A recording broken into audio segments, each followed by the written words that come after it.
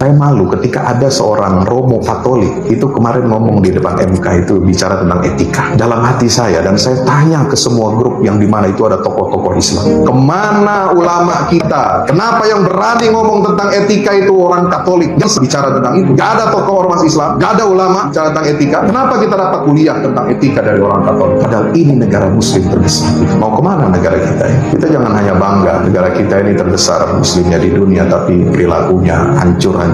Dan itu sebenarnya kesaksian tokoh Katolik di sidang itu sebenarnya memalukan kita umat Islam. 3 calonnya itu kan semua Muslim, Pak. Dan mohon maaf, yang tanda petik dituding melakukan itu kan juga Muslim semua, betul? Artinya apa? Itu sebenarnya tuduhan kepada kita semua, cerminan kita disingkap bobroknya oleh orang di luar agama kita, Pak. Malu, Pak. Sementara kita sendiri ulamanya tidak ada yang bersuara lantang seperti itu. Orang tua udah uzul tuh, tapi dia masih berani dan lantang itu bicara tentang etika dan pelanggaran. Oke, kita tidak menuduh, ini nanti tinggal dibuktikan saja ya. Tapi saya ingin mengambil intro, kenapa kita harus berhadapan dengan situasi seperti ini, padahal kita ini umat Islam tahu kita sedang puasa, kita sedang mendekatkan diri kepada Allah, ternyata kita ini dijadikan bahan olok-olokan ya. Itu kesaksian itu menurut saya bukanlah cuma kesaksian untuk membela satu paslon, bukan. Itu menampar pipi kita semua orang Islam di Indonesia. Oh gitu, ternyata orang Islam nih kalau mau berkuasa begitu. Malu loh, Pak. Ayo dong kita perbaiki. Persoalan etika dan kejujuran itu bukan masalah politik menurut saya. Ini kita bicara hati nurani, kita bicara marwah agama Islam yang dipertaruhkan. Itu saja kepentingan kita. Kalau kita mendiamkan ini semua bahaya. Maka itu kita harus saling tawasaw bil haq, tawasaw bis sabr. Saling mengingatkan, menasehati dalam kebenaran, dan saling menasehati dengan kesabaran. Pak Romo, pertanyaan pertama saya adalah tadi Bapak mengatakan presiden yang baik. Kalau ada presiden di tahun 2021 membagikan bansos dan pelinsos sebesar 408 triliun. Kemudian dekatkan, Pak. Kemudian tahun 2022 431 triliun, ya. Jadi tahun 2021 408 triliun, tahun 2022 431 triliun. Apakah itu pemerintah yang baik yang membantu fakir miskin? Tadi kan Bapak menyinggung soal fakir miskin. Pada waktu itu nggak ada pemilu, tapi sudah 400 lebih bantuan pansos dan pelinsos. Yang kedua, tadi Romo mengatakan bahwa presiden seperti pencuri di kantor, ngambil duit dibagi-bagikan. Presiden mengambil uang bansos untuk dibagi-bagikan.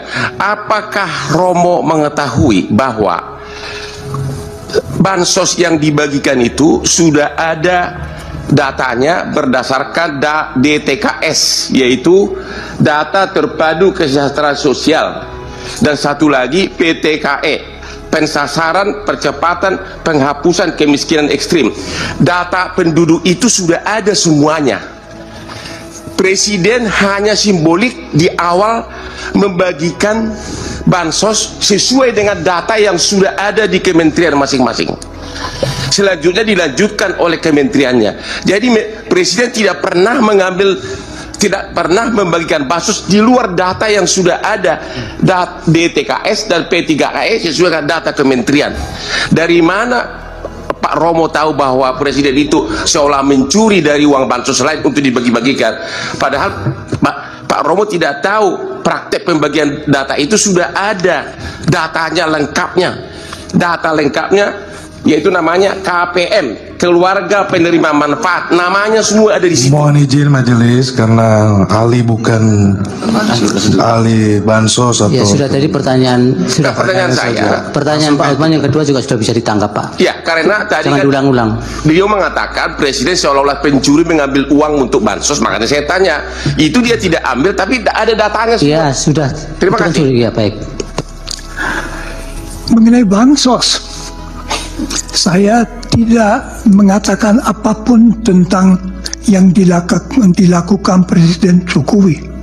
Saya melakukan kalau seorang presiden yang sebetulnya tidak mengurus langsung kementerian, mengambil bansos yang sudah disediakan di situ untuk kepentingan politiknya, maka itu pencurian. apakah itu terjadi di Indonesia? Bukan urusan saya bukan ahli mengenai hal-hal itu. Saya hanya melihat kasus secara teoritis. Tetapi misalnya kalau dibagikan tanpa memperhatikan bahwa itu untuk para fakir miskin, ya itu saja sudah susah. Belum tentu saya. Ya, teman-teman, ya kita tahu bahwa Hotman Paris adalah salah satu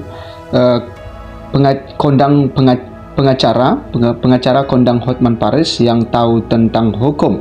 Akan tetapi di dalam sidang sengketa Pilpres tahun 2024 ini ya terlihat ya hakim konstitusi juga menegur dari Hotman Paris bahwa dari kesaksian dari apa keterangan yang disampaikan oleh Romo Magne Suseno adalah keterangan mengenai ahli etik ya, tentang bagaimana seorang presiden ketika melakukan ini maka melakukan ini ya, artinya bahwa Romo Magne Suseno ya tidak menyebutkan bahwa itu adalah Jokowi, tidak, tetapi dia menyebutkan ketika seorang presiden. Makanya Romo Magne Suseno mengatakan bahwa apakah itu terjadi di Indonesia itu bukan urusan saya. Nah, biarlah hakim yang menilai hal itu. Nah, tanggapan seperti itu salah ditanggapi oleh Hotman Paris, sehingga di situ tadi ditegur dia bahwa Romo Magne Suseno ini ya bukan ahli bansos, tetapi dia memberikan keterangan sebagai ya ahli etik. Ketika seorang presiden melakukan ini maka tidak boleh ya, tidak etis seorang presiden melakukan ini, dan ini tidak menekankan pada personal atau pribadi seorang Jokowi, karena di dalam keterangannya dia tidak menyebutkan ya Jokowi. Makanya dia tadi membantah terhadap apa pertanyaan dari Hotman Paris bahwa ya dia tidak pernah menyinggung tentang Jokowi, tetapi dia memberikan satu keterangan yang etis. Ketika seorang presiden melakukan ini maka itulah ya yang terjadi. Nah, teman-teman, kita tahu bahwa di dalam sengketa Pilpres tahun 2024 ini banyak para ahli saksi yang dihadirkan oleh Mahkamah Konstitusi yang menyampaikan keterangan mereka di dalam sengketa Pilpres tahun 2024 ini. Ya, begitu juga dengan ahli saksi dari kubu 01 dan juga 03 dan juga ahli dari kubu 02, yaitu kubu dari Prabowo Gibran. Nah, kita lihat nanti ya, karena sengketa Pilpres tahun 2024 ini sudah selesai, artinya sidangnya sudah selesai, tinggal menunggu pembacaan putusan dari Mahkamah Konstitusi. Apakah nantinya yang diputuskan oleh Mahkamah Konstitusi sesuai dengan gugatan atau yang dimohonkan oleh kubu 01 dan juga 03 bahwa telah terjadi pelanggaran-pelanggaran pemilu, dan dengan bukti-bukti yang mereka bawa di Mahkamah Konstitusi maka bisa saja Mahkamah Konstitusi melakukan ya pemilu ulang dan juga mendiskualifikasi Prabowo Gibran, atau salah satunya adalah Gibran, karena di dalam pembahasan sidang itu ya benar-benar bahwa pencalonan Gibran itu ya telah melanggar etik ya, baik di dalam putusan yang dibuat oleh Mahkamah Konstitusi pada ketika Anwar Usman menjabat sebagai Ketua Mahkamah Konstitusi mengenai batas usia Capres-Cawapres ya, maka dari situlah